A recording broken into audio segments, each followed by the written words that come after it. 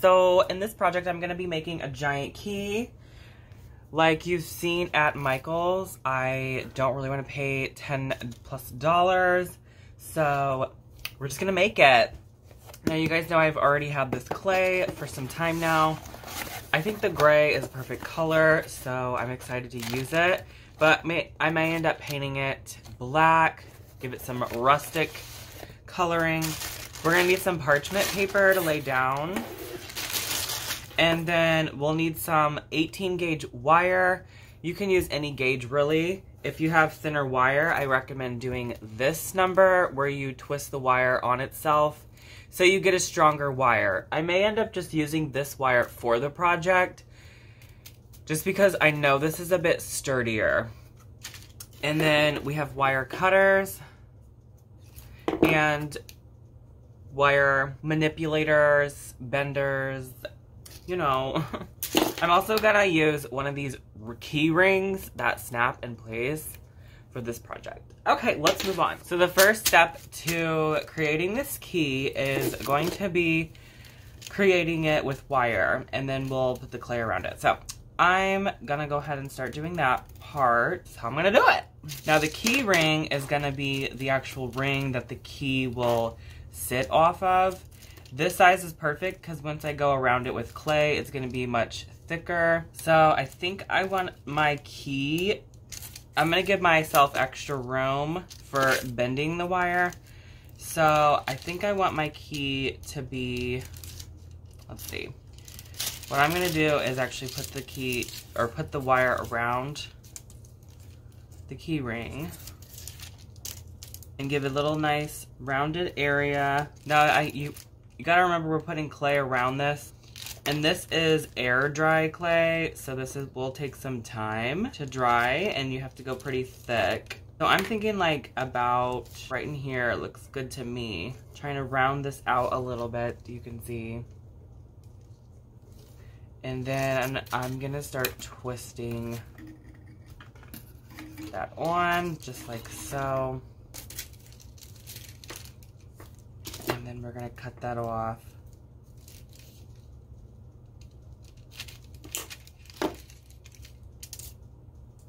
Okay.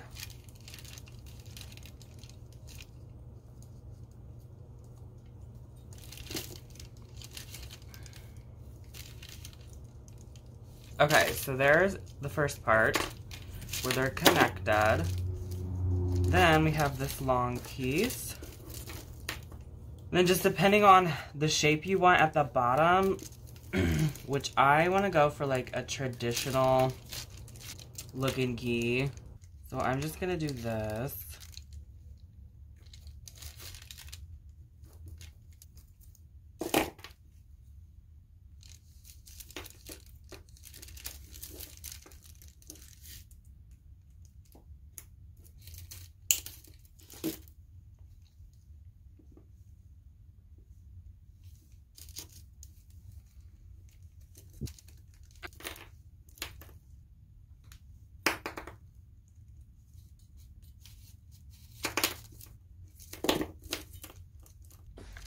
Now I'm adding more wire in between those two areas right there.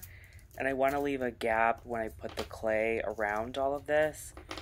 It's going to make a lot more sense towards the end of the video when I start to wrap it with clay.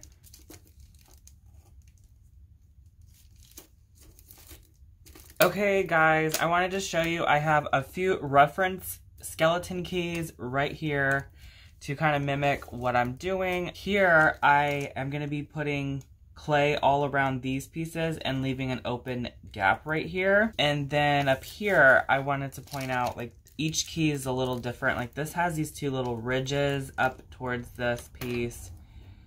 And typically, it looks like this piece is as big as this. So, might want to go a little bit bigger. But I do think I want to add a little bit of something in here.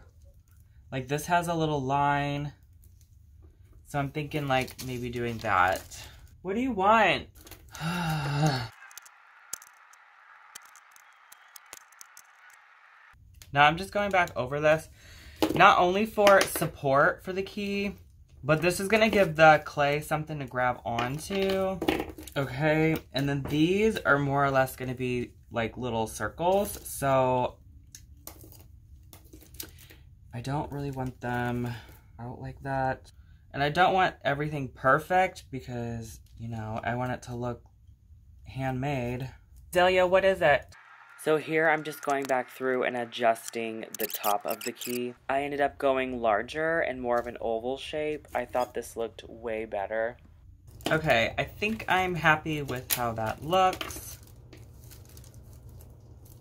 Now I'm gonna move on to putting the clay on.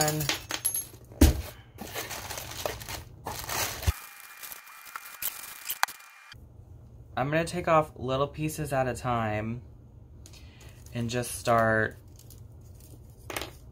putting them together. I think I'm gonna start with this end. I think it's gonna be easier to go this way.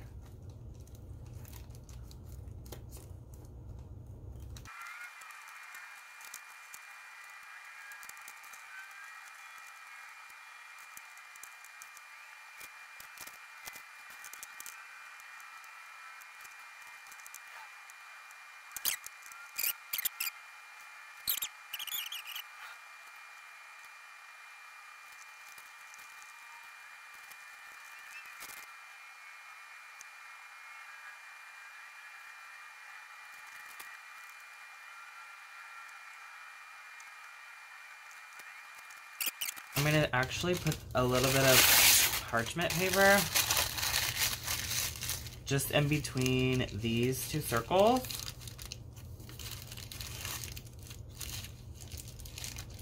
Like that. And then I need this laying like on a slope.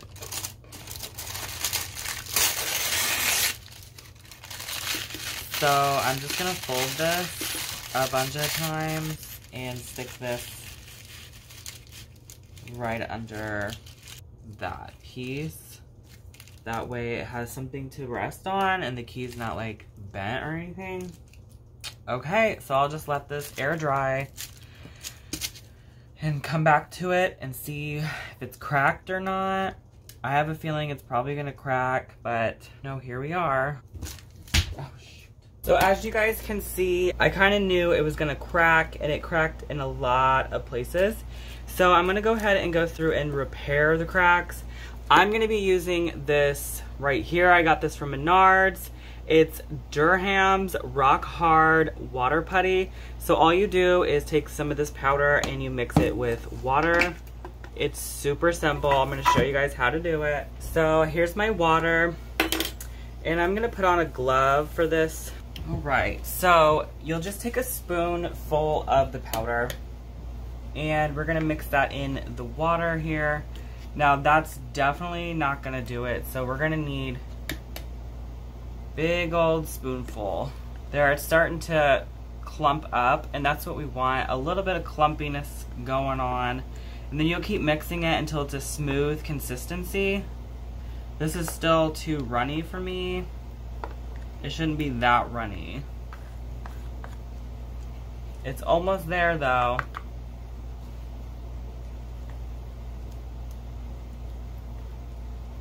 And if you add too much powder, you can always add a little bit more water back to the mixture, so don't be afraid to just keep on mixing. All right, I think this is doable. It's not like super runny. So I'm just gonna like start down here, and I'm gonna be placing this in the cracks and rubbing it down in there. This is not only gonna hold it together, it's gonna make it very hard and durable. But to avoid all these cracks, you could always use oven-baked clay. That would actually be a lot better for this project. Or you could try and go thicker with your key. But I didn't want to go any thicker than what it already is. So the better option is the oven-baked clay. And then you could just follow the instructions to bake your clay. But I wasn't about to go buy new clay when I already had this type of clay on hand.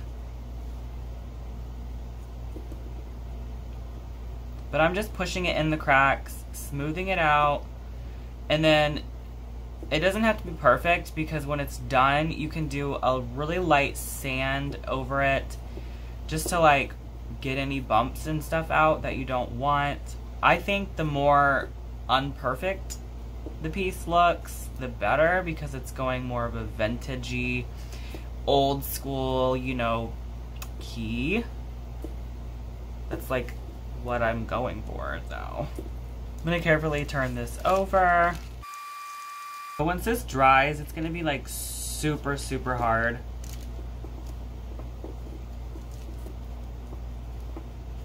So we want to do that same method where we stick a piece of parchment paper in between these two rings just so nothing happens, so they don't get stuck to each other. It's already starting to dry in some places, so that's awesome.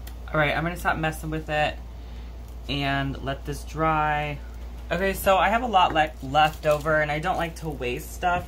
So I'm gonna go ahead and move on to another project here. This is gonna be for a Christmas project, and I'm just gonna put this all over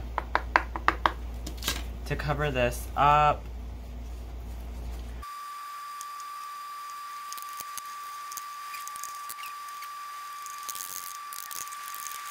Okay, and then I wanted to cover this jar as well since I still have a little bit left.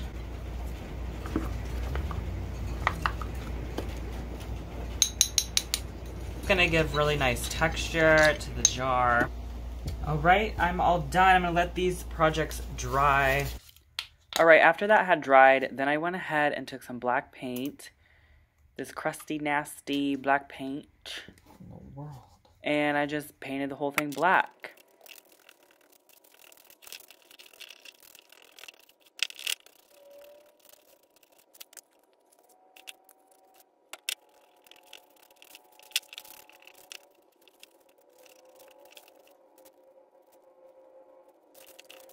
And after I put the black on, I didn't like how black it was, so then I went back through with a copper bronze tone, and I just laid that right over the black, mixing it all in together.